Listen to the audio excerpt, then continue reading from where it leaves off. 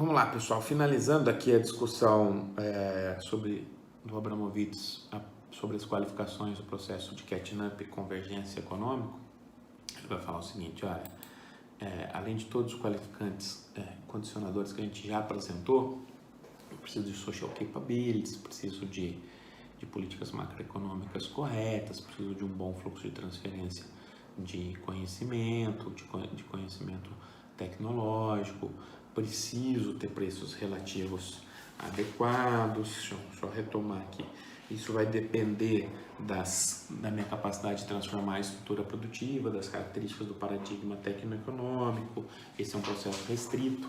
E aí ele vai entrar num ponto central. Olha, dialogando até talvez aqui com uma perspectiva um pouco mais crítica. Olha, esse processo de convergência, além de todas as ponderações, ele não é, quando ocorre, ele não é necessariamente harmônico. Ou seja, aquela ideia de que ele seria autolimitador não vale. E além disso, se eu tenho um processo de convergência, isso não significa necessariamente que eu vou ter na divisão internacional do trabalho um jogo de ganha-ganha. Ou seja, o processo de convergência pode gerar instabilidades na divisão internacional do trabalho. Por quê? Parece óbvio, né? É óbvio, né? Aqueles países que estão avançando e questionando os países então líderes que estavam na fronteira produtiva e tecnológica, liderando-a, esses países vão ter seus espaços econômicos questionados. Podemos imaginar o processo de avanço produtivo e tecnológico chinês atual 2020. Pós-crise de 2008 para até 2020, basicamente com mais ênfase. Mas o Abramovich vai falar, olha, a convergência pode gerar instabilidades. Não necessariamente eu vou ter um jogo de ganhos mútuos. Isso pode gerar instabilidade entre as empresas, entre os países, entre as possibilidades de apropriação do valor. Além disso, uma última qualificação apontada pelo autor é a ideia de que para se avançar nesse processo de convergência, seria necessário que os países que estão em processo de catching up se beneficiassem de fluxos de capitais vigorosos para viabilizar esse processo. Mas os fluxos de capitais nem sempre estão disponíveis em volumes adequados, em condições adequadas, e nem sempre são suscetíveis de serem tutelados pelos agentes domésticos. Ele está falando aqui de fluxo de capitais externos. Ou seja, eu tenho grandes instabilidades nos fluxos de capitais internacionais que também impactam negativamente na possibilidade de convergência. Ou seja, eu precisaria ter acesso à poupança externa, em termos mais convencionais, ou ao financiamento externo, em termos mais críticos, mas eu precisaria coordená-lo, subordiná-lo à construção das social capabilities, a transformação da estrutura produtiva, a estratégia de manter preços macroeconômicos corretos, a transferência de tecnologia e ao meu avanço no sentido de áreas nobres no atual paradigma. Mas esses fluxos de capitais não são harmônicos, não ocorrem de maneira estável necessariamente. E como eu vou condicioná-los? Como eu vou subordiná-los à minha estratégia? Todos esses são elementos que o Abramovich traz para questionar essa ideia da convergência. Olha, no fundo isso é um processo muito restrito. Eu preciso entender todas essas mediações, essas qualificações, e mesmo assim entender que esse é um jogo muito restrito. Além disso, ele vai falar o seguinte, olha, para os países líderes, o processo de catching up também impõe desafios, no sentido de que eu não tenho uma harmonia, uma estabilidade no sistema internacional. Por quê? Conforme os países, os poucos que conseguiram avançar nesse processo de catching up, se redirecionam para a fronteira produtiva, eles questionam os então líderes. Aí tem aquela discussão lá do Chang, que na verdade é uma discussão do List, da ideia de se chutar a escada. Os países líderes tentam se proteger com um conjunto de políticas e de instituições, a gente vai discutir depois, que barrariam as estratégias de desenvolvimento dos países não desenvolvidos.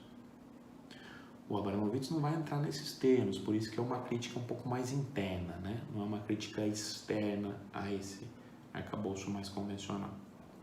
Ele vai falar o seguinte, olha, na medida em que os países líderes são questionados pelos países que avançaram, eles também encontram dificuldades. Por quê? O paradigma tecnoeconômico vai mudando, ou vai avançando permanentemente. E ao avançar, esse paradigma gera necessidade de novas social capabilities. Ou seja, o país líder que teve as social capabilities adequadas para um determinado paradigma, por exemplo, para o Fordismo, ele pode não necessariamente ter as capabilities adequadas para a revolução da eletrônica e também pode não necessariamente ter depois os social capabilities adequadas para a revolução da indústria 4.0. Só para apontar alguns questionamentos. Por quê? Porque os social capabilities mudam.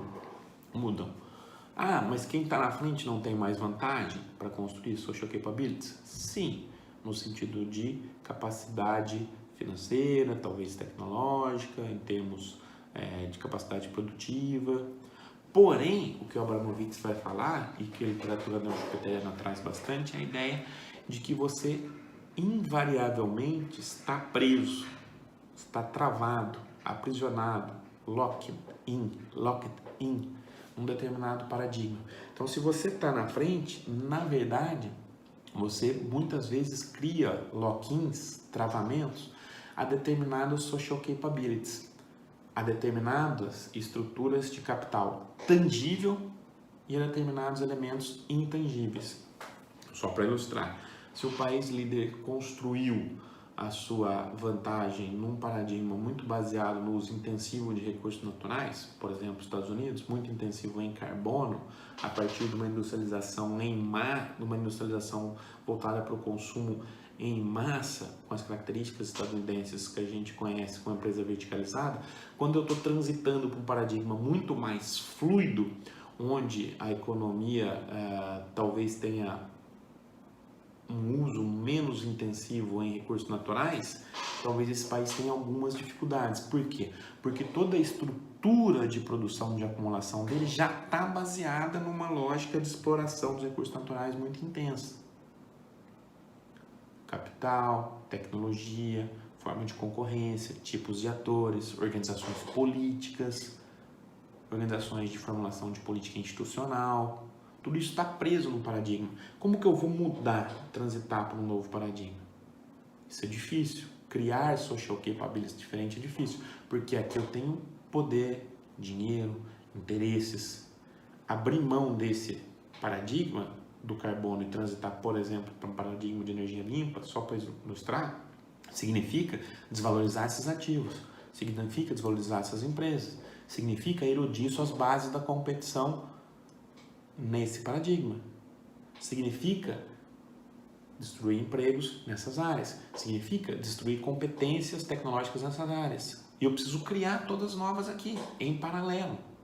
Tudo isso num processo de desenvolvimento que é instável, no qual estou sendo questionado por alguns países que fazem catching up, no qual as social capabilities são indefinidas e a todo momento são recolocadas.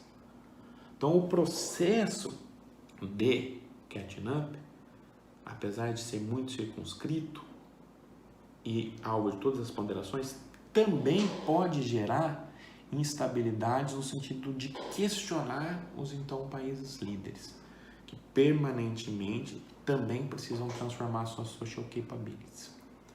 Então a ideia é de que a convergência como um processo natural na visão do autor não existe, ela é muito específica, muito recortada historicamente num conjunto de países, em determinada fase do capitalismo, conjunto de países que já tinham determinadas social capabilities, e para avançar nesse processo de convergência é necessário superar um conjunto de limitações de N naturezas, como nós apresentamos já, e, além disso, ao avançar nesse processo, permanentemente reconstruir suas social capabilities para continuar avançando, quem vem de baixo ou quem está na fronteira já, para se reposicionar numa disputa na divisão internacional do trabalho frente àqueles países que estão avançando, dado que o cenário internacional não é necessariamente harmônico, o cenário de uma suposta, restrita e muito pontual convergência não gera um ambiente harmônico. Essa é a visão do Abramovitz.